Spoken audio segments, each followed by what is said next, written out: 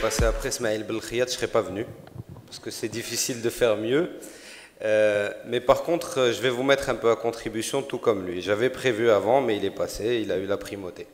Donc la première des choses que je vais faire, je vais gentiment vous demander de vous lever. Ne vous inquiétez pas, ça ne va pas être sportif. Un peu de bonne volonté, levez-vous gentiment. Je vais vous utiliser un peu comme des cobayes. Messieurs, vous aussi, vous avez le droit de vous lever. Vous aussi. Déjà, merci pour votre collaboration. Ça va être très simple, ça prendra quelques secondes. La première question que j'ai pour vous, c'est qui n'a jamais cherché un hôtel sur Internet? Levez la main. Jamais. Tout le monde. Très bien. Super. Si quelqu'un n'a jamais cherché un hôtel sur Internet, qu'il se rassoie. La deuxième question que j'ai pour vous, qui n'a jamais réservé un hôtel sur Internet? Qu'il se rassoie. Très bien. On a encore beaucoup de monde, donc on a une population très digitalisée. Qui n'a jamais payé un hôtel sur Internet? Ou prétendu digitalisé. Ne vous inquiétez pas, il n'y a pas de honte à s'asseoir. Hein, c'est pas... Qui n'a jamais payé un hôtel sur Internet se rassoit. Payé, pas réservé. C'est différent. N'est-ce pas, c'est Nasseri? Et puis la dernière question que j'ai, c'est qui n'a jamais laissé de commentaires sur un site d'avis après avoir séjourné dans un hôtel? Et là, normalement, vous devriez être très nombreux à vous rasseoir. Super. Bel exercice. Merci beaucoup. Voilà, on sait maintenant qui est digitalisé dans la salle. Merci. Donc on est dans le digital à plein tube. Donc, en venant ici, je me suis posé la question tout naturellement de à qui j'allais m'adresser, ce que j'allais pouvoir vous dire. Alors, comme j'ai fait mes devoirs, j'ai une présentation bien entendu pour vous expliquer en quoi la digitalisation a pu impacter un groupe hôtelier comme Accor. Et en vous disant simplement les choses, l'hôtellerie et le monde du tourisme a probablement été l'un des secteurs les plus touchés par cette vague, cette révolution, on peut l'appeler comme on veut. J'aurai un terme précis que j'aimerais partager avec vous tout à l'heure. Mais un petit retour en arrière pour se poser la question, comment réservait-on un hôtel dans le passé? Il y a quand même beaucoup de gens ici qui ont probablement dans leur vie franchi le pas d'une agence de voyage.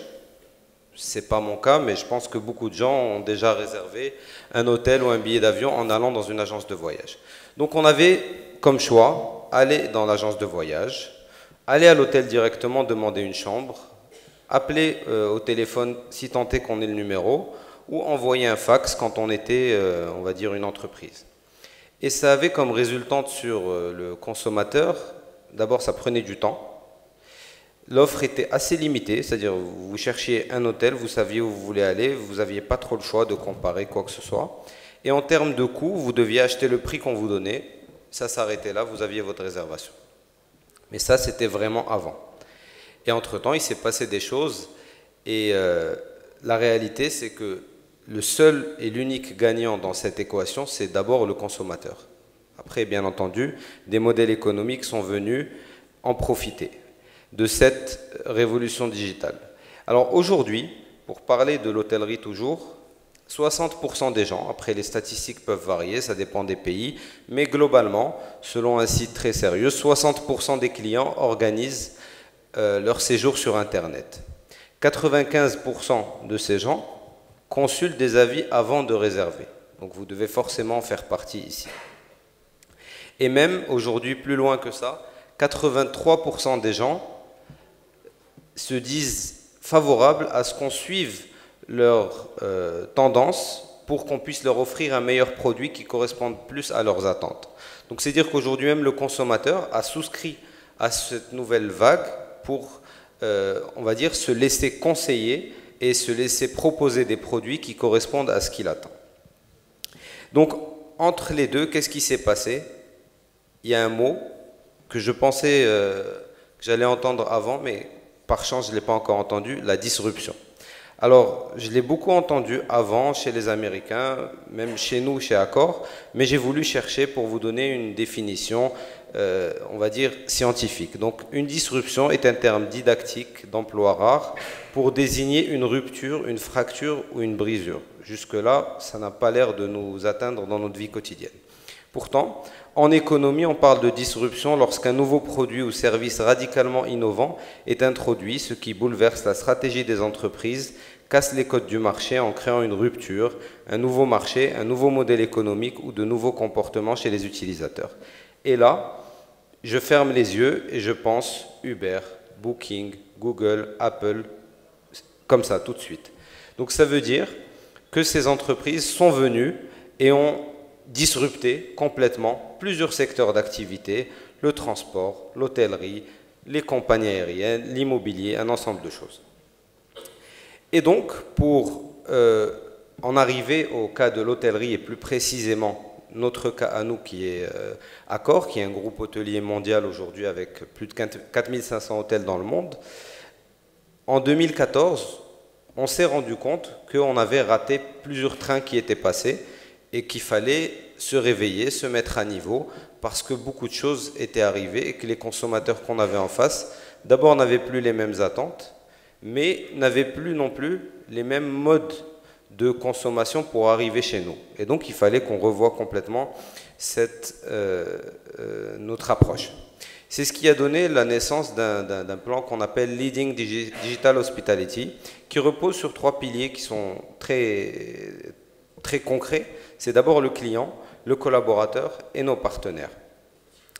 Et via 2 axes qui sont très importants, que tout le monde, je pense ici, dans le digital utilise, le big data qui est un mot qui est quand même assez galvaudé, mais qui est simplement l'utilisation des données avec consentement bien entendu, de nos consommateurs pour pouvoir leur proposer les produits qui correspondent à leurs attentes et surtout, rendre l'expérience beaucoup plus fluide. On va y arriver. Donc ce plan date d'octobre 2014. Dans le digital, ça peut paraître déjà très long, c'est presque un cycle et il a nécessité un investissement de 225 millions d'euros sur 5 ans, donc on est à la fin de ce plan digital. Donc je vous ai parlé au début comment réserver un hôtel, c'était très simple, très direct, relation directe avec l'hôtel ou avec l'agence de voyage. Aujourd'hui, la distribution dans l'hôtellerie, c'est un écosystème extrêmement complexe.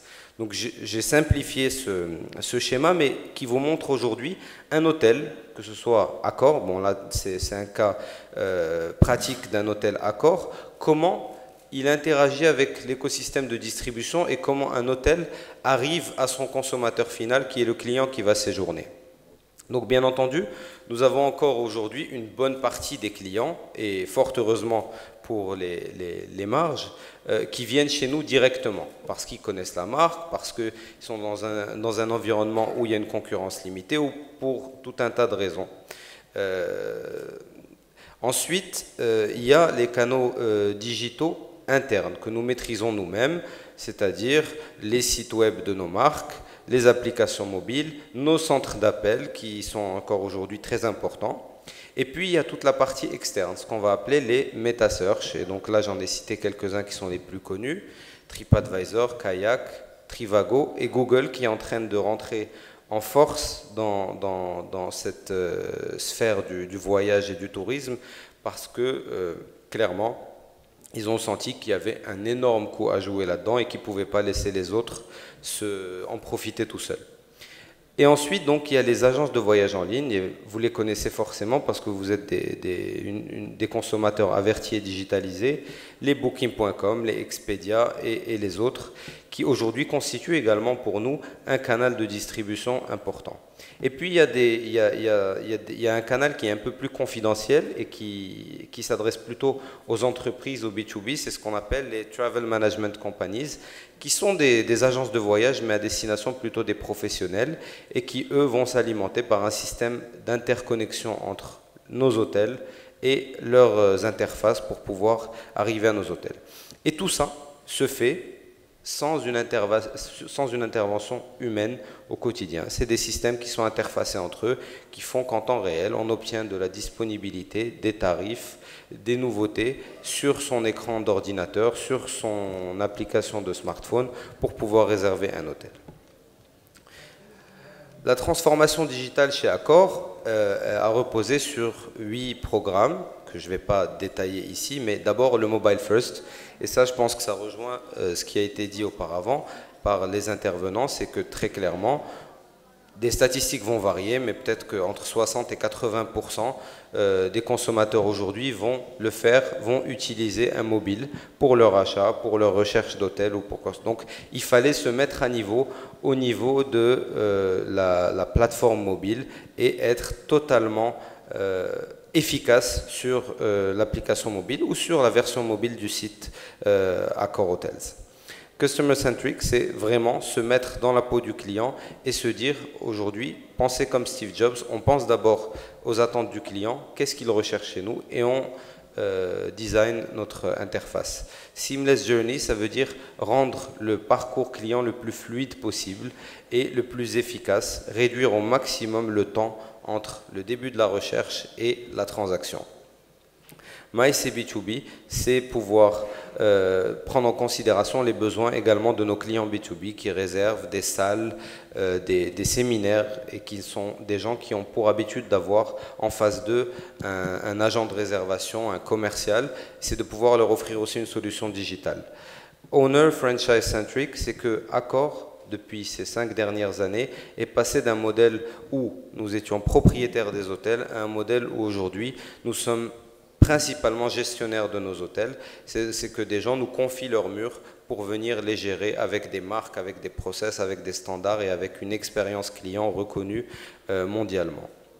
Employee Friendly, c'est le principe d'intégrer les collaborateurs qui sont les premiers acteurs de la transformation digitale dans les entreprises au sein de cette évolution et de cette transformation. Business Intelligence et Analytics, c'est ce que je disais tout à l'heure, c'est utiliser efficacement les données des clients pour rendre leur expérience la plus agréable et efficace possible. Et à travers 3 outils très simples, TARS, c'est ce que je vous ai montré avant, c'est une centrale qui fait l'interface avec l'écosystème, accorhotels.com qui est un site, qui est notre site principal, notre site vitrine, et le club Accor Hotels. J'ai beaucoup aimé ce qu'a dit M. Nasseri tout à l'heure sur la fidélité. Dans l'hôtellerie, dans le tourisme et chez les compagnies aériennes, les programmes de fidélité sont aujourd'hui réellement des piliers qui sont le seul et unique moyen de se différencier dans cet environnement qui devient extrêmement désintermédié, concurrentiel. Aujourd'hui, chez Accor, 30% de nos clients sont des clients fidèles, sont des clients qui font partie du programme de fidélité. Donc ce parcours client dont je vous ai parlé, il se résume en 7 étapes très simples qui commencent à la première recherche, c'est quand je vais commencer à rêver de voyager, je vais chercher un hôtel, et après peut-être un trajet, un billet d'avion, et puis il va aller dans la sélection de ce voyage, dans la réservation de l'hôtel, préparation, le séjour qui est le cœur de notre métier, le partage, c'est très important aujourd'hui le partage parce que je pense qu'on a parmi nous quelqu'un qui connaît bien le monde des influenceurs. C'est ce qui permet aujourd'hui aux marques d'être présentes auprès de leurs fans, auprès de leurs consommateurs. Le partage via les réseaux sociaux, via tous les outils qui existent est très important. Et enfin, retourner, donc via un programme de fidélité efficace, rendre ce séjour agréable pour qu'ils aient envie de retourner chez nous et avec objectif in fine d'étendre l'excellence hôtelière tout au long du parcours client.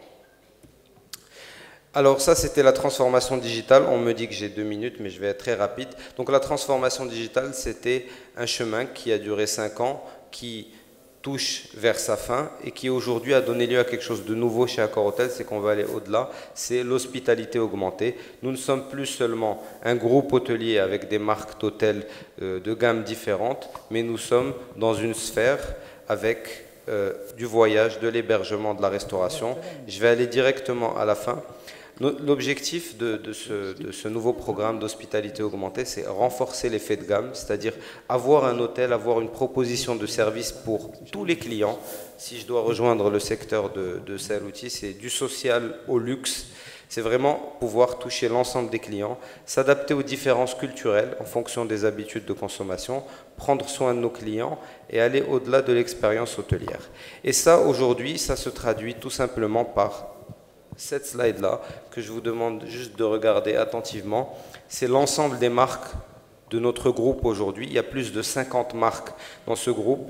Pour vous dire, 5 ans en arrière, avant le lancement de ce nouveau plan, il y avait 20 marques dans le groupe, dont la majorité était dans l'hôtellerie. Aujourd'hui, on a des marques qui n'ont rien à voir avec l'hôtellerie. Et dans l'hôtellerie, nous sommes présents sur des segments du luxe jusqu'à l'économie avec des marques tout aussi connues que Raffles, Fairmont ou Sofitel et des marques peu connues comme Joe & Joe ou 25 Hours.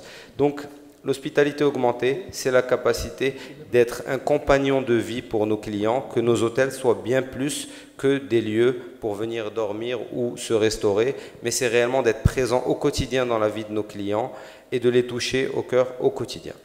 Voilà.